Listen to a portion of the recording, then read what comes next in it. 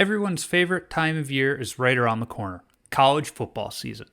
To celebrate, DraftKings Sportsbook, America's top-rated sportsbook app, is putting new players in the center of the action with $200 in free bets instantly if you bet $1 or more on any college football game.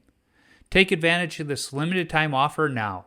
You heard that right. DraftKings is giving all new players $200 in free bets instantly when you place a bet of $1 or more on any college football game, no matter what.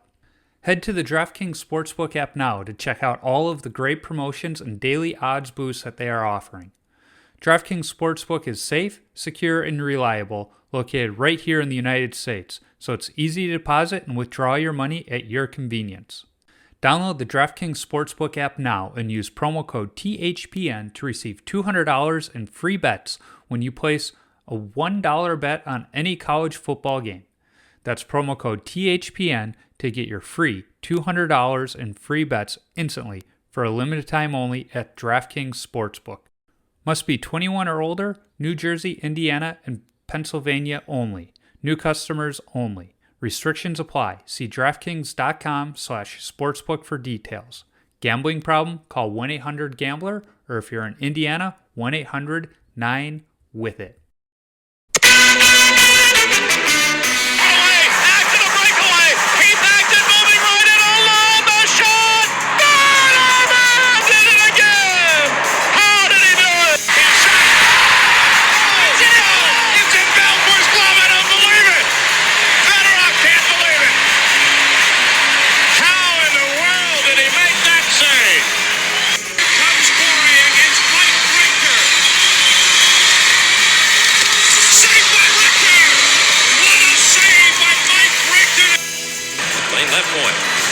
Shoots it, deflected right in. Peter Angelo save rebound. Stastny stopped by Peter Angelo. I don't believe that save. Neither does Peter Stastny. He can't believe the save that Peter Angelo just made on him as Frankie sparkling on that maneuver there to stop and rob Peter Stastny. He should get 5 to 10 for that. Hello and welcome to episode 43 of Tendy Talk, presented by the BLPA and the Hockey Podcast Networks. I'm your host Joe, better known as Washed Up Goalie on social media. This week I chat with Matt Vicidomino, better known as Stand Up Tendy on Instagram. Matt and I share a common friend in Charles from Bone Jack Designs, not to mention our mutual appreciation for goaltender art. So without further ado, let's get to the conversation.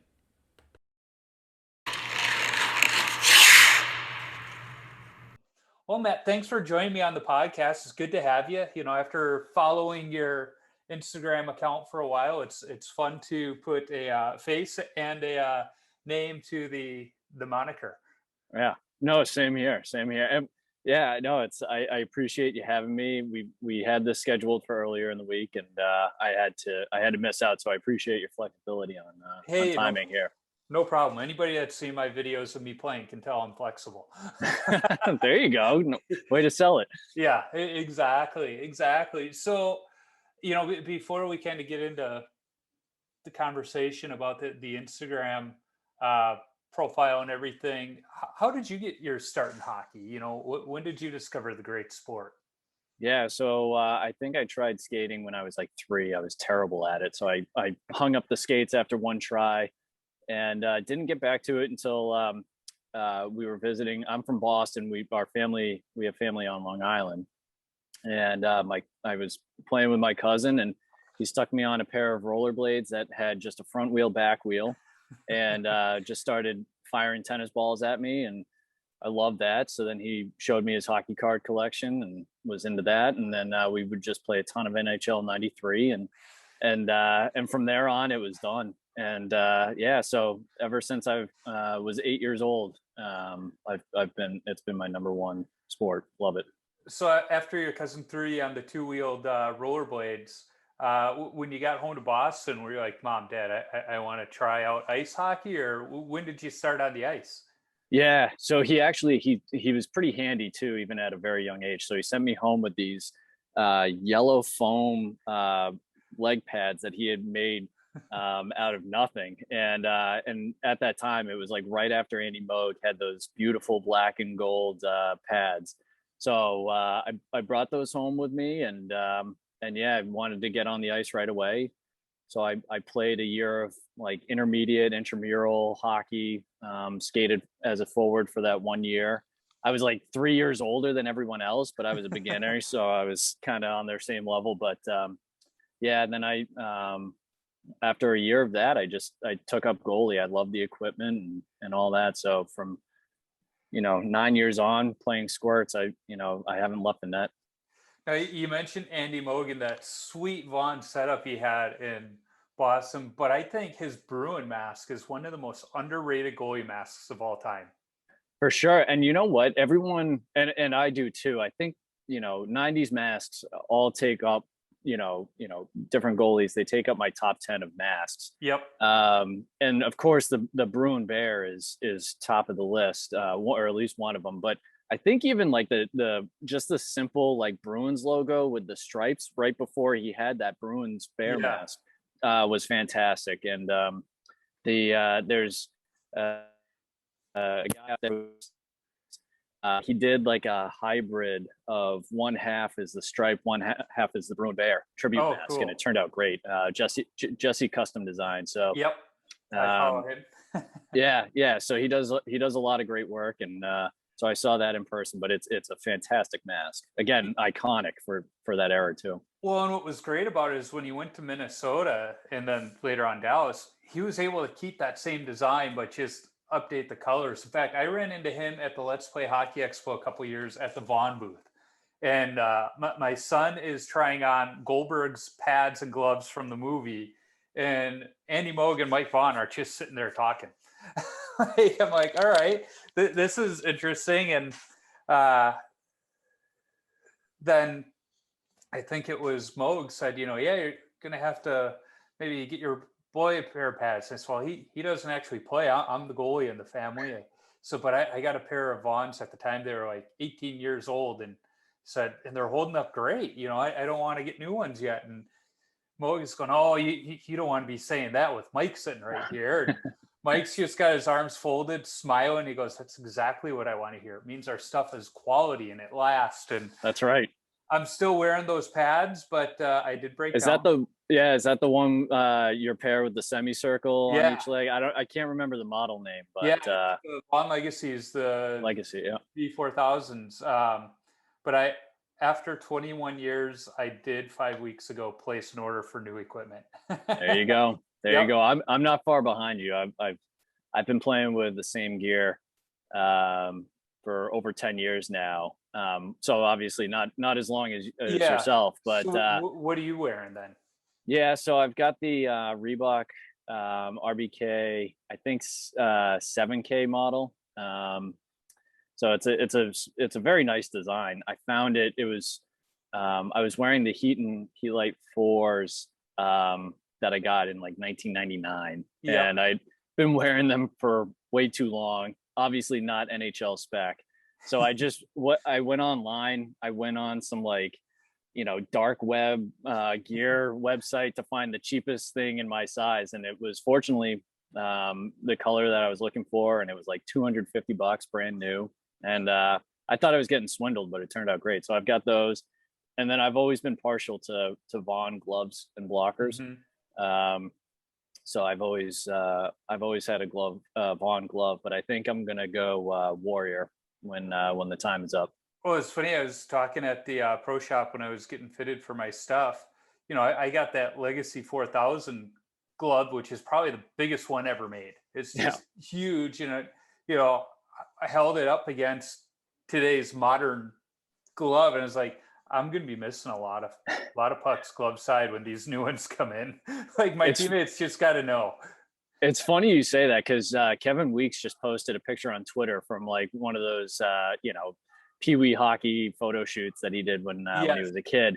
And it was better than mine. Mine was just a stance when they did those photo days, but he was doing a glove save, but the glove is like half the size of the net. So, he may have been playing at an intermediate level, but he was wearing a pro-sized glove. I think it was enormous. Yeah, it's going to be really interesting to do the side-by-side comparison, not only of the glove, but all of the equipment, but to see how much smaller the gloves have gotten. Well, Even this was my glove ever since middle school for the longest time. So it's the T5550, Yep. and it's got pretty beat up. So I went over to the what model? Yeah, so I'm going with the Von Velocity right now. But I went back because I got it repalmed one day, and I went back to the old Von, and I was catching everything. I think the pocket is 3 times the size, but it felt great. Yeah, I'm worried about that to say the least. But no, I'm excited to get the new stuff. Even though like part of me is like, what am I going to do with modern pads? I have, knee blocks and everything else. Like my knees aren't going to hurt the day after a game anymore. But I was pretty excited. The last 2 days, I've gotten texts from Ev over at Vaughn giving me proofs of, the glove and the blocker and everything. Yep. So it's moving along. Get you excited. Yeah. When I went from the Heatons to the box, because like the thigh rise, the +1, whatever, I didn't understand any of that at the time. Yeah. And learning how to skate and crossover, it was a whole new game. So it took me forever to learn. Well, it's interesting because I was talking about that with the guy at the pro shop as I was getting fitted for my pads. Is like, I'm at 34 in my current pads, but measuring has changed over the years. So I'm actually going down to a 32 with the new pads. And even Ev was like, are you sure? It's like, we had them side by side. My pads and a 32 today, and the knee comes in the same spot. And they said, and I tried them on to make sure. Yeah. Like, all right. But that 2-inch thigh rise, I was like, no, that's too much for me. And so we cut it down to a 1-inch rise because with nothing, I mean, I know you're a Brodeur fan from some of the stuff on your site. When you look at pictures of him, like his pads and right above his knee, I mean, there's the knee roll and then there's maybe that much more. That's how my pads are. So when I try and close my 5 holders, still a gap. So it's like, I want something there to close at a little bit because I'm tired of playing the puck perfectly, getting my legs as close together as I can. And it just slips through that little opening. Yeah. Well, I'd be interested to kind of go back. I know I see it with like Dem Bones and Cooper Goalie and a lot of, it's a big thing to go back to retro gear right now. I'd love to try it because I don't have like the crisp style of like a Tuukka Rask or someone or Carey Price who know how to get a good pad seal. I just do what I can to stop it, but I'd be interested to like go back and have more freedom and, less gear kind of bogging me down. Yeah. I was texting with Bones and I said, when he and I get together, we're going to have to do a video together where I teach him proper 2-pad stack recovery, since that's how old I am. That was taught to us. It's like all the equipment he's wearing in some of his videos, except for that beautiful new fiberglass mask he has. Like, that's what I started in. That was the equipment of the time. And so when I see that stuff, it's like guys like him are wearing it for the novelty, and it's like, no, I have the nightmares of the bruises, and people were shooting on me full force, not just for photo ops at that time. Yeah.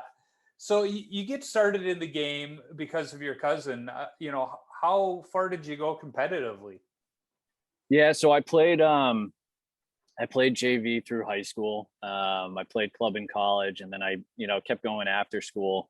I actually, I was always disappointed in myself. I gave up hockey my senior year of high school because I didn't make the varsity team. I played at a very competitive school, St. Sebastian's, here outside Boston. And the year above me, 6 kids got drafted out of college. Oh, wow. Or out of the high school class. And then when I was at Holy Cross for college, one of the years I was there, it was the first time that a 4 seed had ever upset a 1 seed in the Frozen Four. So I was always at highly competitive schools. But I always regretted not playing my senior year because I was just too petty. And I wish I had stuck it out more. But so I played, I did play competitively. We had a good club team. I was like fourth string my freshman year on the club team, but they ended up winning like the club national championship or whatever. So, so it was fun to watch those guys win and then party with them afterwards. And then, and then, beer league afterwards, a lot of pickup. I took a couple of years off, right out of school, just learning what corporate life was like and how to work in a job. And exactly. Had to figure a lot of stuff out, but got back into it, played a couple tournaments recently. So what brought you back to the game? Yeah, I can't really pinpoint it because I was always watching games, even when the Bruins were awful in the mid-aughts. It was some real lean years there before, Chara and Savard came along and turned the franchise around. But I was always watching games. And then I think, maybe like 07, 08, 08, 09, like the Bruins are getting really good. And I was being really religious about catching every game. I was just getting the itch to get back out there.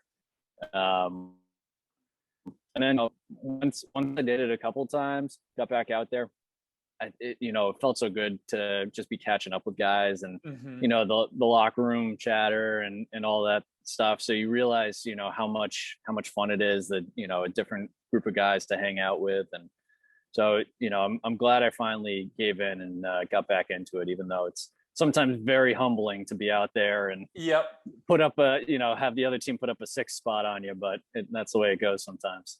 I think that's the hard thing for beer league goalies when they first get back into it, is to kind of give up that feeling of I need to play for a shutout every game. Yep. Hey, if they're putting up a 6 spot on you, you're not the only reason they're doing that. The team in front of you. And as I've said on the podcast before, when I came back to the beer leagues, I know I was playing down compared to my skill level, but it's because I like the group of people I was with. Yeah. But I was getting frustrated that first season or two where it's like, come on, guys, you can do this, you can do that. And it's like, no, half these guys didn't even play high school hockey.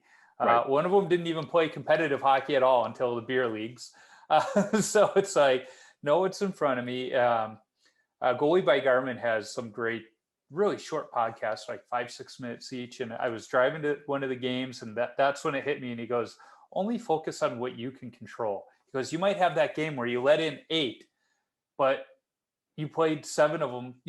There was nothing you could have done on 7 of them. I was like, that is most of my games. Yeah. It's like the third rebound on half of them. And you're like, you know what? I was always taught to stop the first 2 and then the rest is up to my team. Yeah. And it's funny, like ever since I heard that one, it's just my demeanor after a game. It doesn't matter what the score is. I reflect on my game and go, how did I play? Yeah. How did I do? And there's been games where, I've gotten 60 shots when we lost 5-2, and I'm upset until I realized, all right, I did stop a few. I gave us a chance. Well, I think a big part of it too is just kind of getting wiser with age and realizing like the difference. Like I'm even, to this day, I'm very competitive, even if my skills can't back it up. Yep. And but I've come to learn that like you kind of just mentioned it, in the proper setting, you enjoy the group of guys that you're with, or you enjoy the spirit of the game. And then there are times when, you say, okay, I'm going to play in this, 3-day tournament with a group of guys that we have a chance of winning. And then you're in the zone for that weekend. But the rest of the time it's just for fun. And, one of the pickup leagues that I was in for a few years, like there would be guys who were like 65 years old. And when I first started skating, I'd be like, oh man, I'm not going to get any good shots from them. Yeah. But then, a couple of years later, I'm like, man, I can't wait. Or I really hope I can still be doing that at 65 years old and just be coasting around, just getting out. So, it's funny you say that. I was skating at Johnny's Ice House in Chicago one summer, and we had Father Murray, retired Navy chaplain, and he was in his 70s. He wasn't very good by any means, but everybody just marveled at him like, this guy's in his 70s and he's out here skating with us. And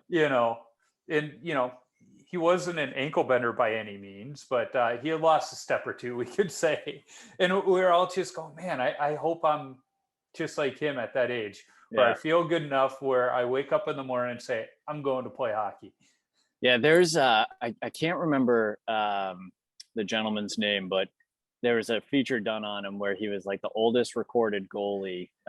You know, he was playing and he played, but it was like 92 years old or something. I haven't told my wife yet, but that's on like my bucket list, is to like be playing into my 80s and 90s. And if that's the way I go out, then so be it. But I figure this next set of equipment I have coming my way, if that lasts me 20 years like this set has, then I can say, okay, my days of stopping pucks are done. I'm going to start shooting the puck.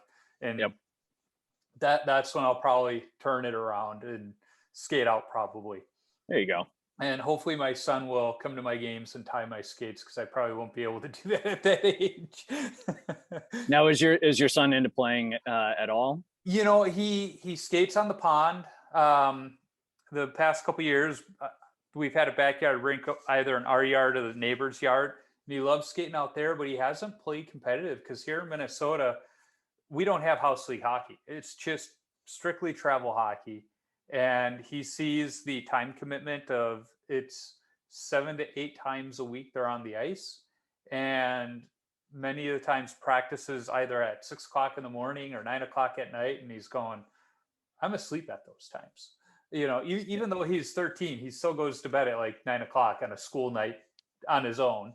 So it was like, okay, that was a pretty mature recognition on his part that it was too much for him, but he still loves the game. That's great. Yeah. I mean, he's more of a baseball player. So he plays baseball, and then and I didn't want to push him either, because I want him to love the game. Because I see a lot of kids, they stop playing and they lose that love because they've been pushed too hard. It's been too much. Yep.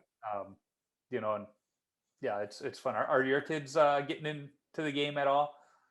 Yep. My son, you know, I think to your last point there, I'm trying to take a hands-off approach, because I'd love for him to fall in love with the game. And I feel like, you know, pushing will have an adverse effect. I got zero influence from my parents, and maybe that's part of the reason why I've been in the game for so long. Same here.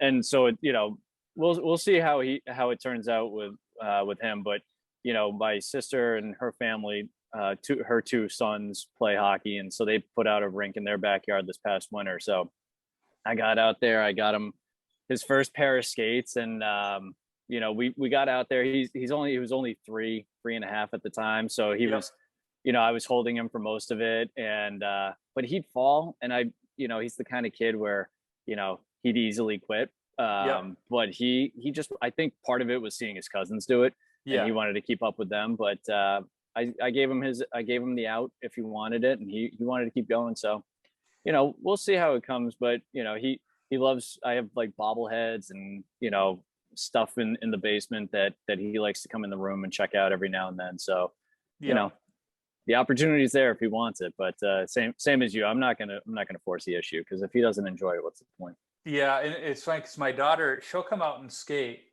In fact, she wanted a hockey stick 2 years ago for Christmas, and I was like, okay, great, but you're just skating on the pond, so I'm not buying you a composite. So I went and bought her a Sherwood Featherlight Coffee Curve, because they had them at Pure Hockey.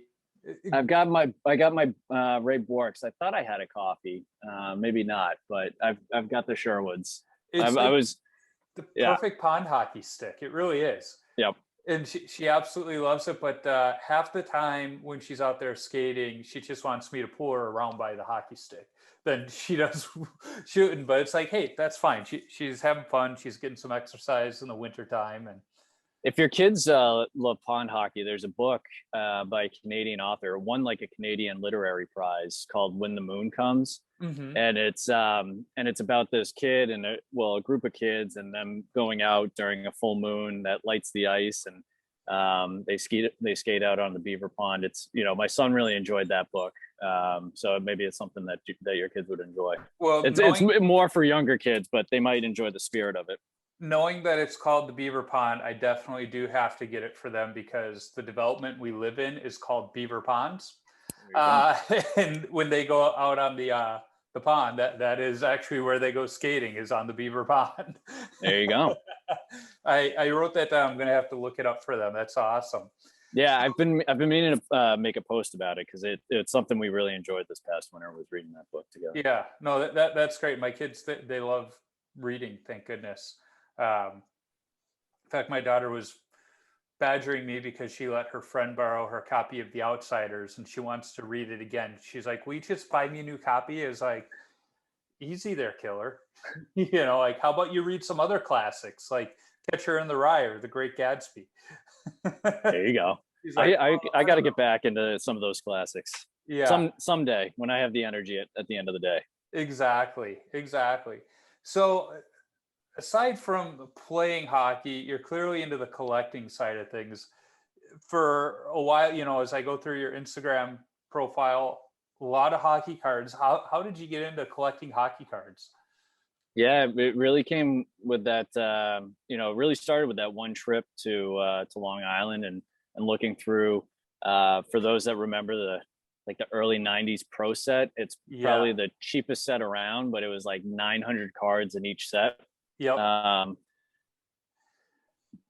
So that kind of kicked it off, and I collect the basic Upper Deck stuff, and then obviously in the late '90s and early aughts, and it grew to be jersey cards and autographs, and so I kept up with that a little bit. I don't really do that so much anymore with the cards. I still like to organize, and I find it, especially in this past year and a half, it's kind of a relaxing break for my mind, is to kind of go through, organize. Yeah, go through the cards. Exactly. But so started back then, but lately I've been getting into big thanks to Instagram and being able to find these people, but hockey art. And there's a ton of fantastic hockey artists out there. So one of the things that I got into was reaching out to them and kind of starting to collect a little bit of the hockey art that's out there. So one of my favorites is Bone Jack Designs, and I'm lucky enough to have him draw me. Yep. And he sent me the drawing. It's funny you talk about Pro Set. I swear they probably had cards for the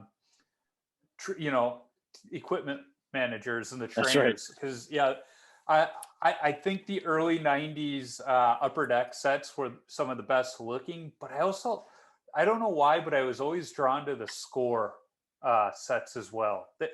They weren't like over the top, but they were just like simple, and they had good photography. Yeah, and like they incorporated the design of like the red line, blue line kind of stuff. And,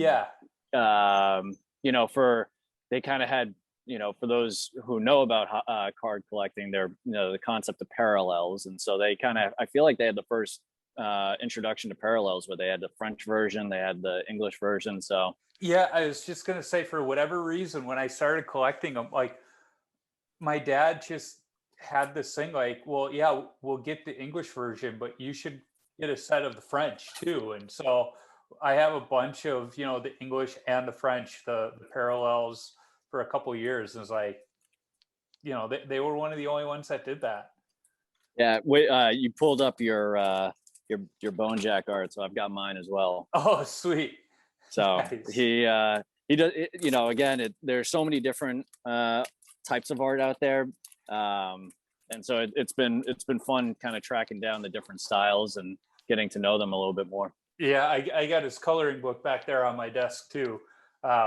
It was so nice when I got it. I scanned it in because I knew I was gonna probably want to color each goalie a couple times. But the real reason I got it is when the pandemic started, and I was doing just my kids were on spring break when it started, so they gave them an extra week of spring break so teachers could figure it out. And I was like, okay, I was waiting to start a new job at that point, so I was kind of playing homeschool dad at that point. And it's like, all right, kids, we're gonna have art class today, and we just started coloring and stuff, because both my kids are into art. My daughter's a phenomenal artist, and I shared a picture on my Insta story or something.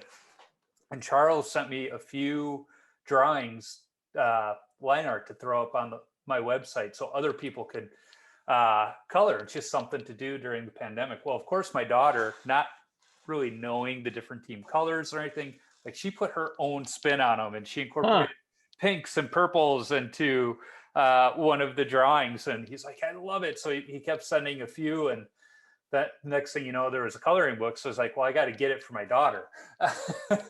And I've printed up a few, and she's colored some, and it was funny. And there's another artist. He's done some hockey stuff, but he does mostly baseball. But he's a Canadian and plays hockey. His name is it's S. Preston. I believe he's on Okay. Instagram as Poot Poot. But he's got a deal with Disney, and he draws Disney princesses as baseball fans. Huh. He's got a lot of other really cool stuff. He's got minimalist ballpark stuff with licensing with pretty much every league, but Wow. his ballpark princesses are pretty cool. And so he did a few line arts at the beginning of the pandemic too. And my daughter, of course, wanted those to color them in as well. So that kept her busy. That's for sure. Oh, that's awesome. Yeah, no, I tried taking it up as well. I got, some art supplies. I think people were looking for different ways to cope over a year and a half, and I know art was a big one, and so I gave it a shot. But it's again, you learn what you're good at, and you learn certainly what you're not good at. And I certainly appreciated the art more when from other people because of how it's difficult. It's funny you say that because at work last week we had a virtual paint and sip for the entire department, and I actually have my painting over my shoulder of what I think is a really poor painting. But it was interesting because the instructor was saying, we're all overly critical of our own work, but when you hold it up for somebody else, they're like, that's amazing. And of course, we're all like, mine sucks. And then you hold it up to the screen, people are like, oh my God, look at what you did. So it is interesting. It's almost like doing projects around the house. I can walk around my house and point out every flaw of the projects I've done, and everybody else is like, what are you talking about? It looks great. I'm like, are you sure? Yeah, because didn't you do your back deck or something? I feel like there was something that that you were posting the progress of. Yeah, let's see. Since COVID started, we've done. At the beginning, we did 2 big retaining walls so that we could have a level spot for our backyard rink. I redid all of the trim work in our house. I did board and batten in our bedrooms. I've done, what else? There's a lot. I did like a picture framing around the builder grade mirrors in our bathrooms. I tiled our bathroom and master closet.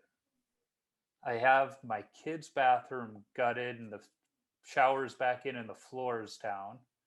I built like a little sun deck behind the third stall of the garage, and I just put up a pergola and put 2 more retaining walls this last week and a half. Like there's just all these projects. It's a never ending one. And in 2 weeks, we're going to gut our kitchen. So are you doing that yourself? This one, I'm not entirely doing myself. I actually hired it out. One of the guys I skate with. It was just one of those where I think my wife could see it in my face where it's like, come on now. Like it's like that scene from The Green Mile where the big guy looks at Tom Hanks' character and goes, I'm tired, boss. But it's also, it's the kitchen. It's kind of like the focus of the house when you walk in. And it's like, can I do it? Absolutely. But would I feel better if somebody else who's done it a lot more does it, so that if there is a mess up, I can blame it on them and not me? Absolutely. So I'm obviously going to help because it's mostly a one-man show. So I'll be helping out with hanging cabinets and stuff like that. But yeah, I heard that one out. Outsource it. Yeah, it's like after that, I think we will have touched every room in our house, and there's really nothing else for us to do. So it's like, yeah, we're at the final stage. Let's just hire somebody out. They can get it done in under 2 weeks, or if I have to do it after work on weekends, it's going to take 3 or 4 months. And my wife's like, yeah, let's get it done. I want to eat in that kitchen by Christmas. Yeah.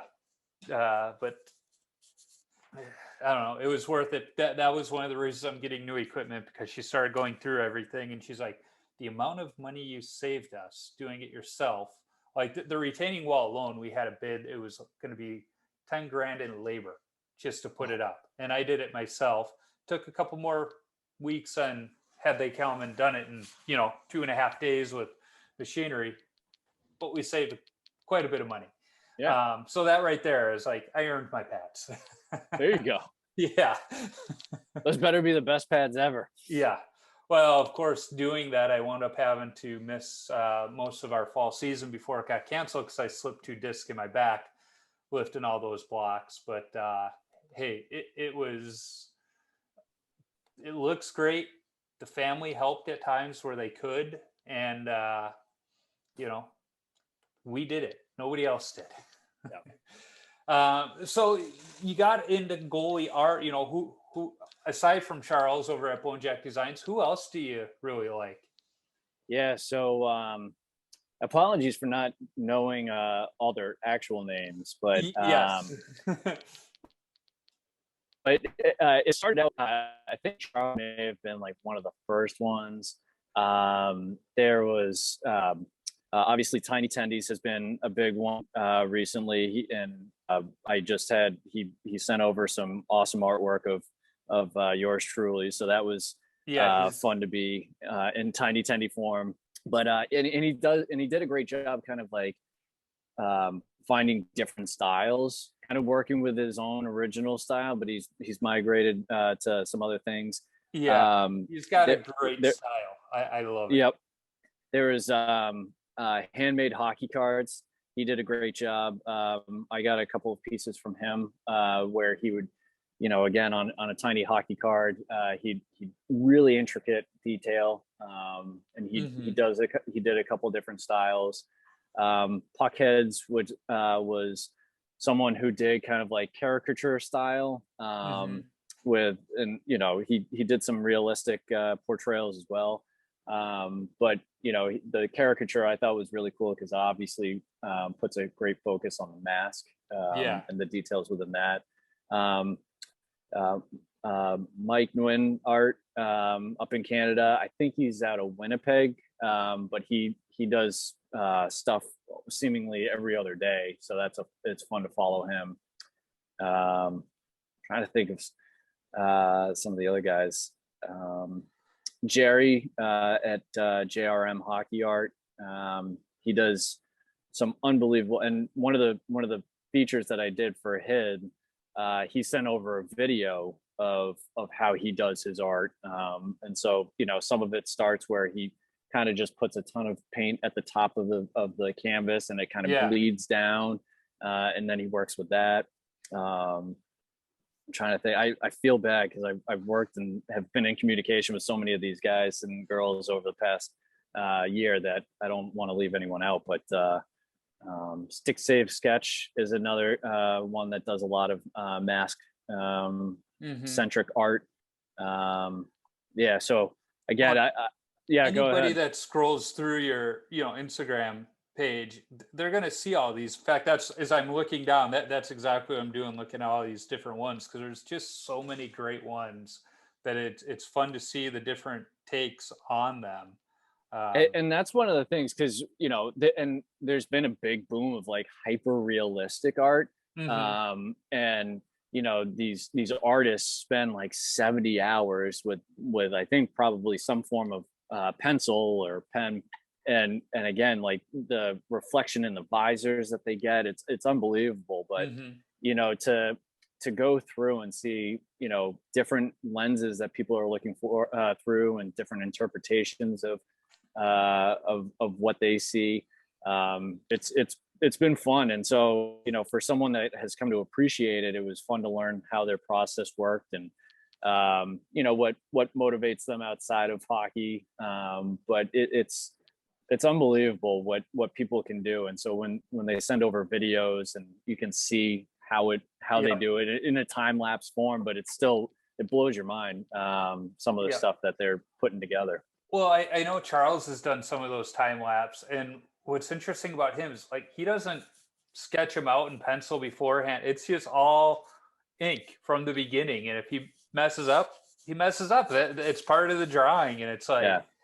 such talent these people have. Whereas like I can envision really cool stuff in my head, but I can't make it a reality like they do.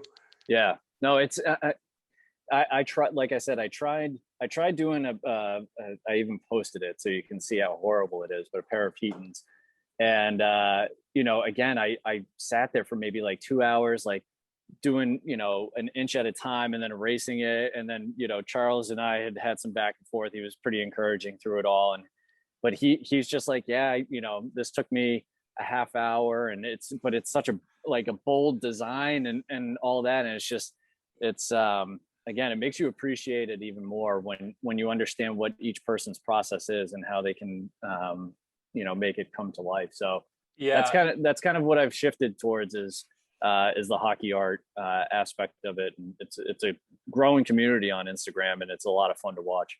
I have learned that there was a time where I could draw. In fact, my grandfather, who passed away before I was born, he was a graphic artist before computers. So, he was doing all that cool stuff for in the advertising world, but by hand. So artistic talent runs in the family. So I got a little bit of it, but I haven't kept up on it to, really be good at it. But when I was in college, I discovered graphic design on the computer and how to use those programs. So when I do get bored, sometimes I always like the old Don Ross Diamond Kings baseball cards. So I'll find a picture I really like and kind of give it that feeling every now and then. In fact, when my son first started playing baseball, I took a picture of him and created a Diamond Kings card out of it. So it's like that's where I'm okay. I won't say good, but it's like that's where I'm okay. The problem is I just don't take enough time to do that these days. When the workday's over, it's like, could I spend 2 hours kind of Right. dinking around? Yeah, but I prefer to spend the time with the family rather than Yeah. clear the mind, where it's like, if I think about it, maybe doing that once in a while and just clearing the mind and being in the moment would be good. Yeah. It's a good thing to stick in your back pocket for retirement too. Yeah. You know, that's one thing that I feel like I'm trying to collect ideas for, even though it's ways away, but is to, what am I going to do with all the free time? So maybe that's something that I can hone in on. It's Yeah. funny you mentioned that Diamond Kings, because I was going through some cards the other day, and there was a similar set for hockey. I'm trying to remember of the set name, but it was artistic renditions. And so I was trying to look up on the back of the card who designed or who drew the art for it. Mm-hmm. And I wasn't able to track the person down. And even Upper Deck and some of their early sets, all the checklists were artwork. And so it's something that I would love to see come back into the trade, even though I'm not that big into it anymore. I think it's a great way to help these artists get recognition for the work that they do. Yeah, those, God, I loved those cards. They were just so cool. And it's like, if your favorite player was on a Diamond King, you knew they had a good season, because it's not like they just gave any player that opportunity. But yeah, I remember Upper Deck, they didn't have, the Diamond King, but they still had some like paintings of players like the Brett Halls and Wayne Yep. Gretzky's. And it's like, yeah, they deserved it.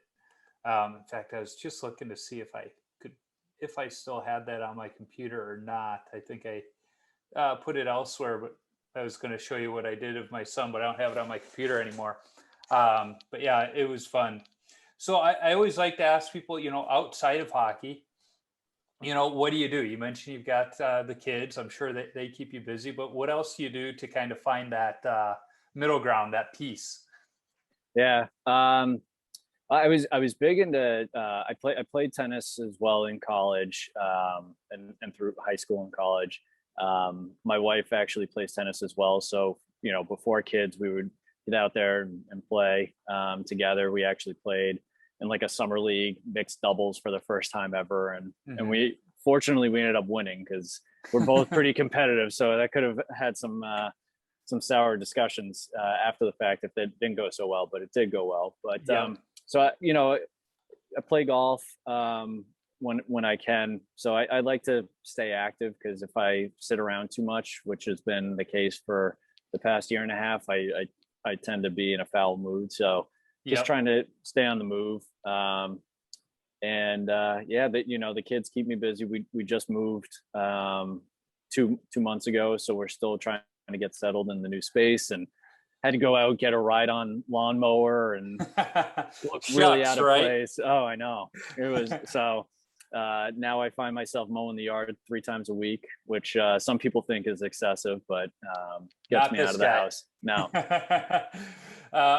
My daughter actually shared the Insta story with me the other day. There's a guy standing outside with his beer as it's just pouring. He's going, "Yep, this rain, this could be really good for the grass, really good for the lawn. It's going to look great in the next few days." And she's like, "This is so you, Dad," because I'm the guy. I got my distinct mowing patterns. Like I'm waiting for my kids one year for Christmas or Father's Day to get me the little roller that goes behind my mower so that it really pronounces the But that's mowing checkerboard lines. look.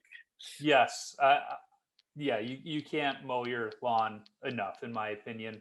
My wife's like, "Why do you have to cut it so tall? Why can't you cut it really short like on a golf course?" It's like, you have no idea what you're saying. Like, it's terrible. So yeah, I'm with you. In fact, I had a riding mower until we moved into this house, which, because of the hill, it would take me just as long to cut the lawn with the rider as it did with the push mower. Yep. But the riding mower would like scalp parts of the hill. So it's like, all right, we're selling the riding mower, and I'm just going to use the push mower. That's okay, because I'll get my steps in. It's healthier. But now that my son's like 13, my wife's like, "Well, isn't it time that he start to learn how to mow the lawn?" Is like, yeah, but that's like my hour of Zen every week.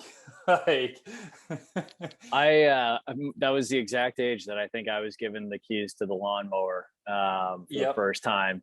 I did it once. I did a horrible job. I don't remember what I did. I just remember I wasn't asked to do it again. So so I had a lot to learn once I finally once we got a house in our own yard to take care of. I had to learn pretty quick. So I grew up on a city lot in the city of Chicago. And we had a side driveway and a pool in the backyard. So we didn't have much grass. And it was about that age where, my dad was a fireman and he taught, so somebody had to pick up the slack to mow the lawn. And I started doing it like I just remembered seeing these lines, on TV, watching the Cubs games. And it's like, oh, how do they do that? So I just kind of tried doing that. And once I was done, I'd run upstairs and look down at the front lawn and be like, that looks kind of cool. And, so ever since that age, I was trying to figure out how to do those lines, make them nice and straight and clean. And I didn't think anybody else was taking note of that until not long ago. My mom was like, "Well, yeah, you've been doing that since like you were 12, 13 years old, making sure everything looked good." I was like, "So you did take notice of that?" Mom's always noticed. Yeah, it's like, why didn't you say how nice the lawn looked after I did the edging and everything? You're like, "Oh, good, you got the mowing done today." That was the extent of it. So it's funny you say you moved. I've talked to so many goalies lately that have been moving. It seems to be in the air. In fact, we almost moved. We were looking to move down Nashville way, down by Bones. I was in communication with him to possibly find myself a new beer league team if we did move. Yeah. But the market's so crazy. We're like, no, we're just going to stay here and keep doing renovations. It was so bizarre. We both my wife and I got told maybe last summer that we'd be looking to work more at home than we had been. And she was at the kitchen counter. I was in the basement. And with the growing family, we just needed a little bit of space so we weren't right on top of each other. And so this spring, we moved like 100 yards down the street. And we unfortunately the timing didn't line up, or else we could have walked everything into the new house. But so it was a bizarre time though, in terms of the real estate market and what it took to get a house. And then, the stress was in the buying. The easy part was selling, just because so many people were trying to get in, but inventory was on our side for that. Yeah, it's funny you say it, because that was our thing. Like, we could have easily put the house up for sale, but we didn't want to sell the house and then be homeless and have to find something. Right. Because we're fortunate, we're in a fantastic school district in Minnesota. Yep. So we weren't just going to move somewhere and be like, okay, now our school district sucks. So because of that, we were very pigeonholed to where we were looking in the Nashville area. And we put in a few offers, and like there were 30 other people putting in offers. We were going in over asking price. And every time we were getting beat out by, people coming in $80,000 to $100,000 over asking, most of the time all cash. And we're like, yeah, we're not going to play that game. Right. That's not for us. So we're like, we just kind of decided, hey, we're going to stay. My son, who's the youngest, he'll be off to college in 5 years. So we're like, okay, in 5 years, we can continue our search down there. And then it doesn't matter what school district we're in. Right. And at that point, we won't need as big of a house, because we'll be empty nesters. So we're like, okay, yeah, we'll go that route. We'll keep this house. That'll be our vacation home for the winter time. And although I was talking to Bones, and we learned that down in Nashville, they get an average of 4 inches of snow all season. And my kids laughed at that.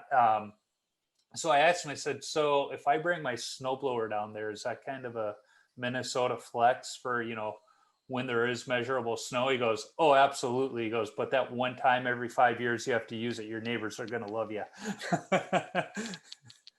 It's like how there's a dusting in DC and the city shuts down because they have like one plow to do all the streets. Yeah. So my folks all live in North Carolina on one of the Outer Bank Islands.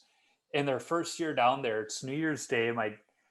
New Year's Eve at midnight, my dad and my uncle, they dipped their feet in the water and toasted. And, that was that, 'cause it was like 60 degrees. And the next day, my dad's walking along the beach and he hears this commotion. And he's like, what is going on? So he walks over to see what's going on. And they're having a polar plunge. And people are running into the water, running out because it's so cold. And he finds one of his friends there. He's like, what's the problem? They're like, oh, it's so cold. And he goes, it's not that cold. I had my feet in the water last night and it was kind of nice. And they're like, oh, what? And he's like, yeah, polar plunge is when you have to cut a hole into the water, or you're in like Lake Michigan or Lake Superior where, along the beach, it's still pretty open, but ice cold water. I'm like, oh no, that's just nuts. And it was just funny. He's like, yeah, they were having a polar plunge when I was just in the water for fun the night before. Yeah. So if you've listened to the podcast, and I apologize, I'm looking at my other screen because I found where I would have my pictures of the Diamond King, and I've been scrolling through. I take so many darn pictures of my kids. It's like, where would it be in this folder? But if you've listened to the podcast, I like to end with a series of 10, I still call them rapid fire questions, but they do tend to take a little while. Okay. So the first question is, what's the craziest coaching moment from your playing days? I would say, so there's one coach who was just like, he was the best thing for me personally and within hockey. And, he had a lot of like the, like typical, old school coaching, like yelling, speeches to get you going. But the one thing that I'll always remember was we were in this tournament and it was like bizarre overtime rules where it was like 5-on-5, then 4-on-4, then 3-on-3, and then sudden death shootout. Mm-hmm. And when it came down to the shootout, he said, am I allowed to swear? I'll edit it. Yeah, you can. So, all right. So he just looked at me. I was like 12 years old at the time. He goes, if you let it in, fuck it, we'll go golfing tomorrow. And it just took all the pressure off. The kid went, low blocker on me. I stopped it and we ended up winning the tournament. So I think, the fact that, again, he always was yelling and that he was a real hard old school type coach, but in that moment, that levity helped, with the situation. Yep. So that one always stuck with me. That is awesome. So the next question is, what's your favorite all-time goalie mask? Again, I think it has to come from that 90s era. I have Bill Ranford's my all-time favorite goalie. So there's a little bit of sentimental appreciation there for his second Bruins mask, Greg Harrison's original Oilers mask. But there's something about those Andy Moog masks. Ed Belfour, the original Ed Belfour, Greg Harrison mask when he was with the Blackhawks, that was pretty great. So yeah, anything from the 90s era, but I'll go Andy Moog with the Bruins bear.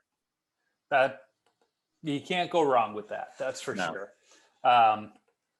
So what is your favorite rink that you've played at? We had a tournament up in Quebec that was a lot of fun. And it was like the first time that there was like actual like arena style seating. That was when you're on the ice to look up. That was really cool. But I actually work in Boston right next to the Warrior Ice Arena, which is where the Bruins practice. And I don't know if you have ever seen the pictures of it, but they have one side of the wall is all glass that looks over the highway. So to be skating out there, and I was a few years ago, I was in a morning league. So I'd be playing and the sun would be rising up over the highway and shining. I mean, it was awesome. So I do, that one's been great. Yeah, I've seen pictures of that place. It looks amazing. A friend of ours, her son was, they call it junior hockey, but it's the level it was kind of like ACHA college hockey at the same time, kind of on that level for saying what it was. But they had a tournament there and they couldn't say enough good things about it. That's one of those rinks. If I get the chance, I want to skate at, that's for sure. Let me know if you're in the area. Well, it's funny. The company I work for, our corporate offices are in Cambridge, and because of travel, I haven't been able to come to the corporate offices. But they say eventually they're going to have everybody come out, and a couple of my coworkers were all into craft beer, and the one guy is like, "I got the craft beer crawl ready for us. We're good to go." It's like, I just hope that the Bruins are playing while I'm in town, or maybe the Red Sox, And they're like, hey, I'm one of the only sports fans at my job. So they're like, yes, maybe we can find something.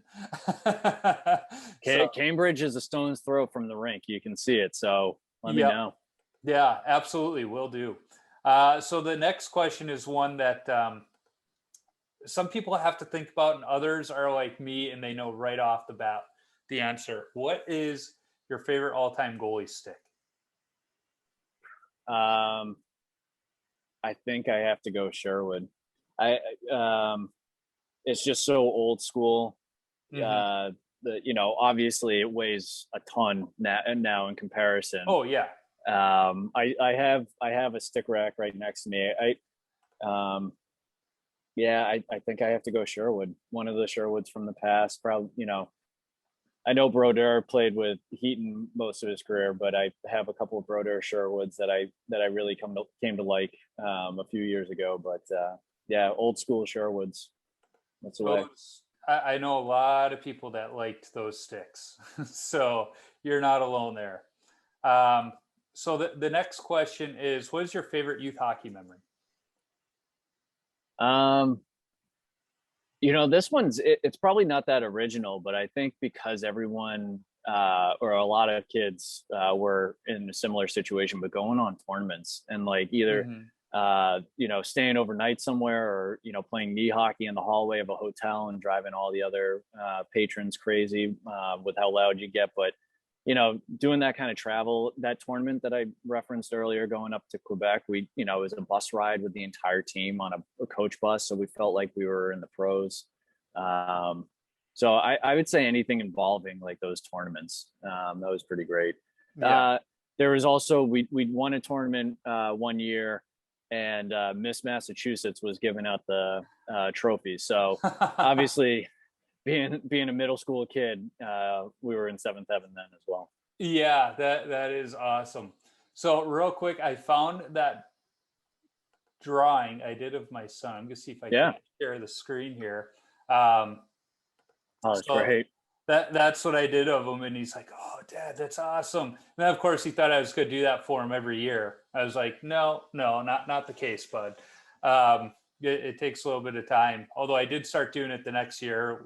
He was playing catcher that year, and so I had all of the equipment and Catcher's where it's at. That was my position when I played. me too. And he started out, he liked it, and he took last year off because they weren't going to have a season, and so he said okay, and we scheduled weeks we were going to be at the cabin, and then they decided they did have a season, so he didn't play last year. And when he came back this year, he's like, no, I'm done with catcher. And there were 3 kids on the team that they liked it so much they already had their own stuff, so it's like, okay, so catcher's flown the coop for you. That's all right, I get it, probably good for your knees.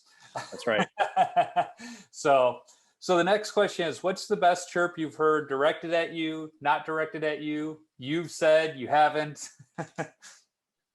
Yeah, I remember I was listening to one of your episodes previously, and this question, I was trying to think.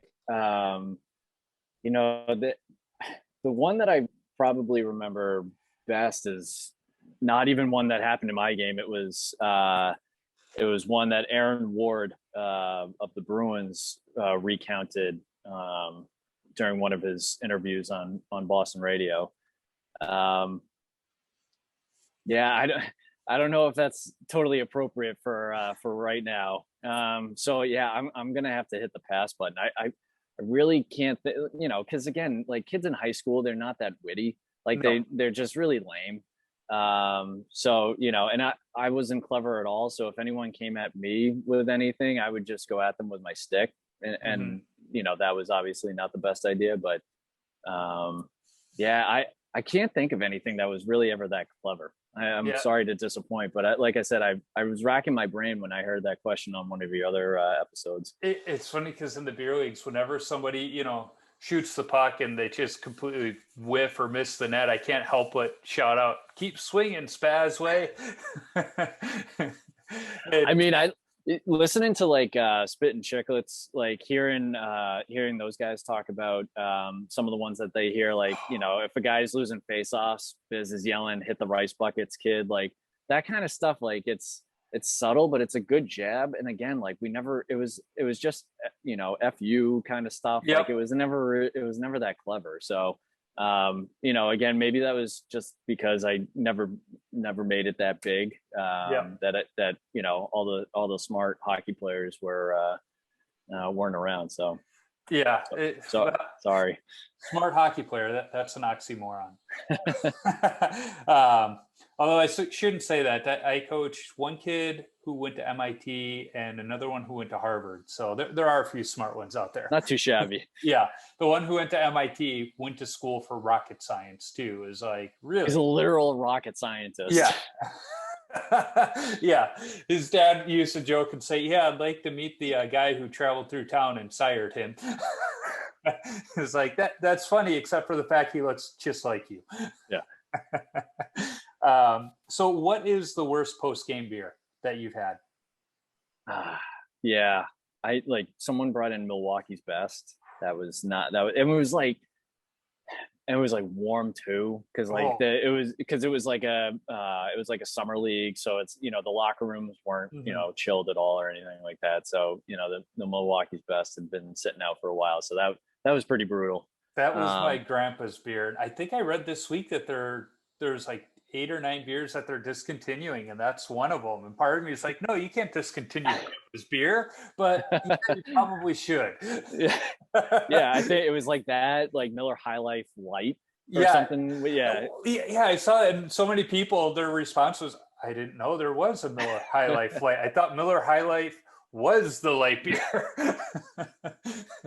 I mean, I think because of college, like, Natty Light, or those types of beers. Like, I was conditioned for some of that, but like the Milwaukee's best. No offense to your grandfather. Yeah. Well, I mean, I've talked to my dad about it. He's like, yeah, in those days there weren't many options. It was like your Budweiser, your Millers, your Old Milwaukee. He's like, you maybe had 8 or 9 options when you went to the store. Yeah. There wasn't all this craft beer back then. I went, yeah. I got a nephew though. I think he's about 24, and he's a big fan of Busch Latte, as he likes to call it, the Busch Lights. It's like, dude, like, you don't have to go full on craft beer, but there's so much better beer. Even go with the Coors Light every now and then. And he's like, no, it's like, all right, well, you do you, bud. Well, I remember in college, Busch bottles, like whenever there was a deal on Busch bottles, everyone thought they were being so fancy drinking out of bottles. Yeah, my neighbors sophomore year, they used to get a 30-pack of Schlitz because it was $3.99 for a 30-pack. They're like, it's terrible, but we can get so much of it.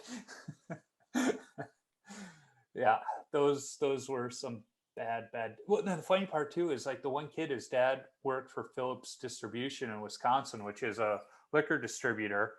So they had basically a wet bar in their room of all this stuff. It's like, you got some good stuff, and then you go buy the cheap beer. Like, what's going on?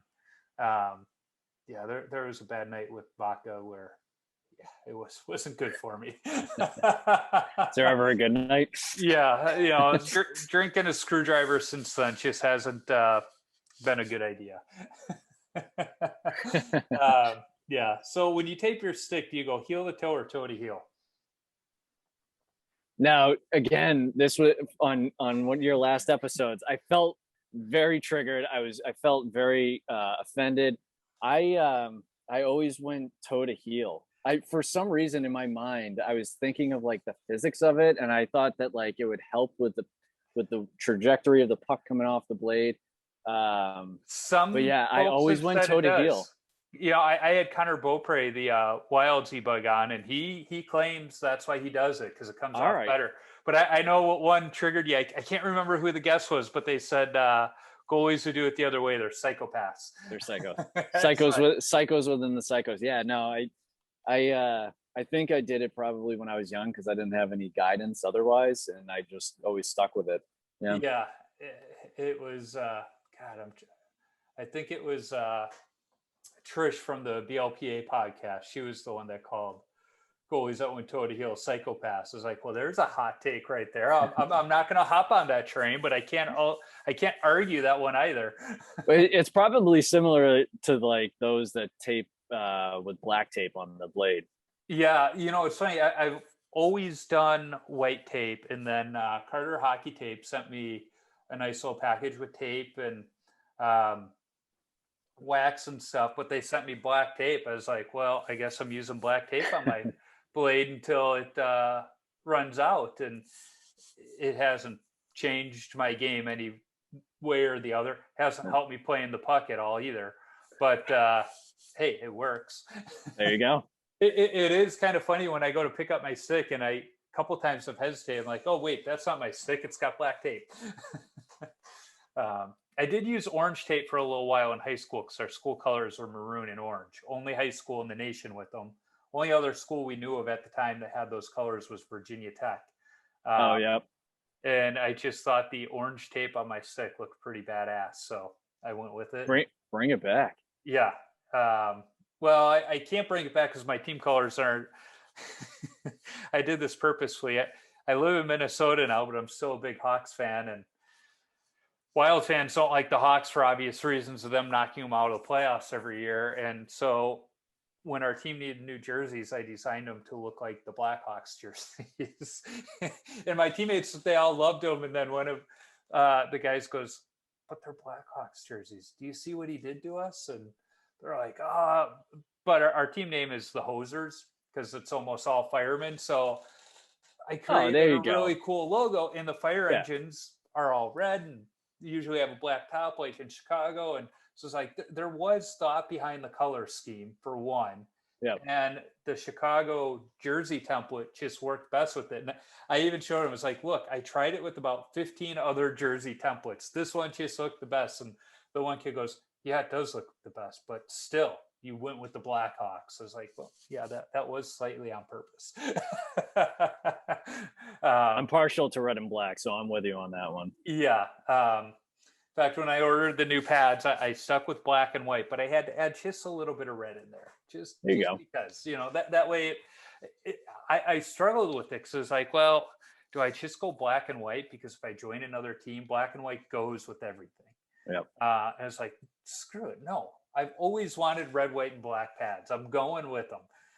So I just little accents, not the whole thing. So if I do wind up playing for another team, in fact, I just found out this week I'm going to skate for 2 teams this winter because one of the other teams, their goalie's having surgery. He's going to be out, and they're like, "Hey, you filled in for us before. You want to fill in for the season?" It's like, I'll fill in for as many games as we can. If there's overlap, we can work it out then. And one of the reasons I'm doing that is the captain of that team is HVAC guy, and I need some HVAC work on my vent hood for my new kitchen. So I was like, I will fill in for you, but and he's like, deal. We need a goalie. So the next question, what's your favorite number to wear and why? Yeah. This one's easy, 30. Pretty standard goalie number. Mm-hmm. Bill Ranford, as I mentioned earlier, and then, Brodeur, I was a big fan of when I was younger. Jerry Cheevers, and then I got into the Bruins, and then even like Tim Thomas, Mm-hmm. even though I was older, he was still older than me. So I felt like it was okay for me to like kind of look up to Tim Thomas. So he was there. So I'm superstitious about numbers, kind of a math guy. So I'm always about numbers. So it's always been 30 for me. Okay. Yeah. I started out with 30 because of L4. So I get it. Yep. So the last question is, what advice do you have for young goalies? I would just, my question, to my son, anytime he does anything, is the first thing I ask him is, did he have fun? And so it's to make sure that you have fun. And it even gets back to that story that I told you about my coach, just, giving that little brief laugh before penalty shot, to kind of lighten the mood, and it helps you enjoy the moment. So having fun is the biggest aspect of it, because it makes you open to learn, makes you open to being a part of the team, all that stuff. And then someone else had mentioned it. It's something that I read in Bobby Orr's book a little while ago. So it's always stuck with me, is like, and it's tough too, right? In terms of specialization, like so young, people get so into like one sport, and then they do like 3 teams, play all, 12 months that one sport.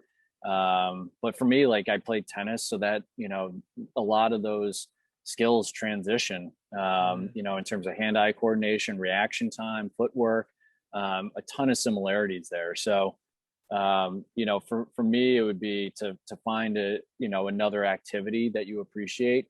I think it was even like Jacques Plante who took up knitting, because he said that was something that, was a skill that he, in terms of the mental aspect of it, it was a skill that he was able to bring into net with him. So, is to, success isn't going to be found spending 8 hours on the ice every day, 7 days a week.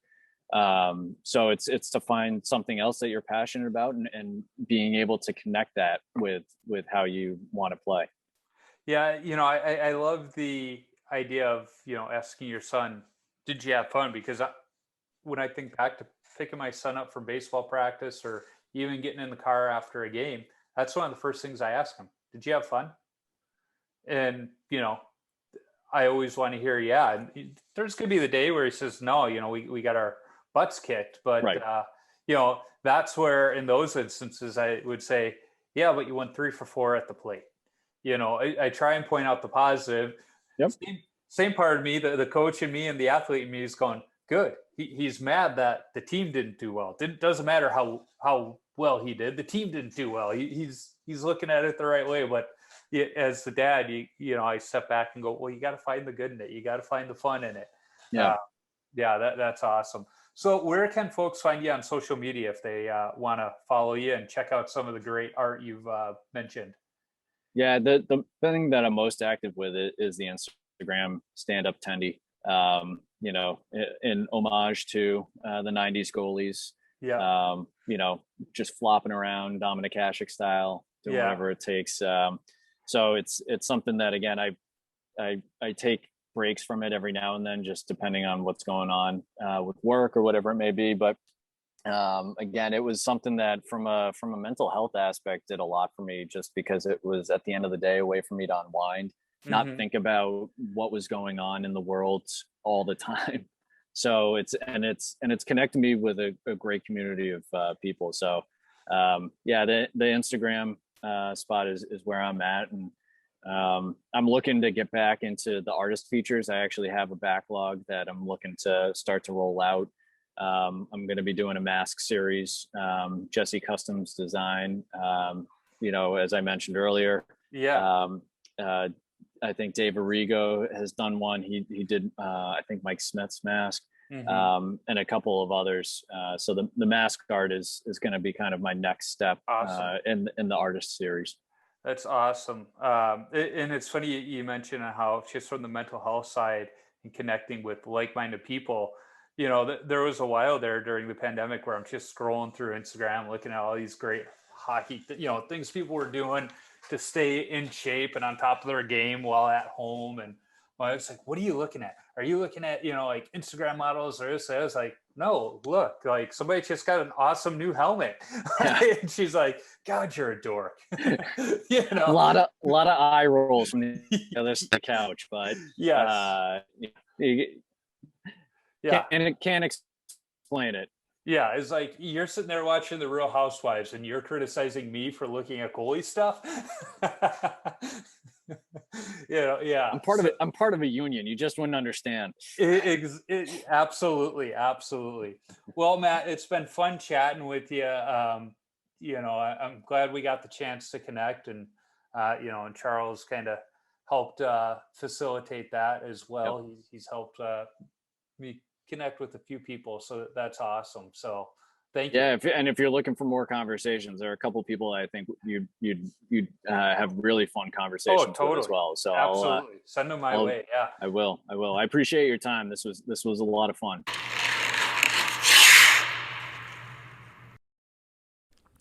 Matt was a fun goalie to talk to. It's funny how so many of us goalies who grew up in the 90s have a preference for the simpler mask designs of the era, and Matt was no different. If you haven't checked out his Instagram account, Stand Up Tendy, all one word, do so now, and you'll see some great 90s era masks, as well as other great goalie artists that Matt shares, from the likes of Tiny Tendy, Stick Save Sketch, Bone Jack Designs, as mentioned earlier, and Mario Zuka, just name a few. You can find me on Instagram, Twitter, Facebook, and YouTube simply by searching for Wash Up Goalie, and I'll pop up. Visit washupgoalie.com for some great hockey-related content, my beer league hockey video highlights, which seem to be becoming a little more regular these days, and of course all podcast episodes. If you want some great Wash Up Goalie or Tendy Talk apparel, be sure to visit my Threadless shop by clicking the merchandise link on my website. If you like this podcast, go listen to the BLPA Big Show. It's the OG BLPA Podcast Network show where a couple of beer league players talk beer league hockey, draft experience shenanigans, and exploits from around the game. The show is hosted by Nick Jones and previous Tendy Talk guest Trish Dangle. Be sure to check out the full lineup of hockey-related podcasts on the Hockey Podcast Network as well. There are too many to list here, and all of them are great. I need to thank the band The Zambonis for allowing me to use their music on my podcast. You can download their music on iTunes or listen wherever you stream music from. I'm working on lining up other goalies to talk to. If you are a goalie or have connections to a goalie who I should talk to, shoot me an email at washupgoalie39@gmail.com or shoot me a DM on social media. Let's not forget, if you are a brand who wants to sponsor the show, be sure to reach out to me. Be happy to talk. And finally, if you like what you hear, be sure to subscribe, rate, and comment on the podcast platform you're listening on. It's a quick action on your part that helps others find Tendy Talk. Until next time, keep your stick on the ice and your body square to the puck.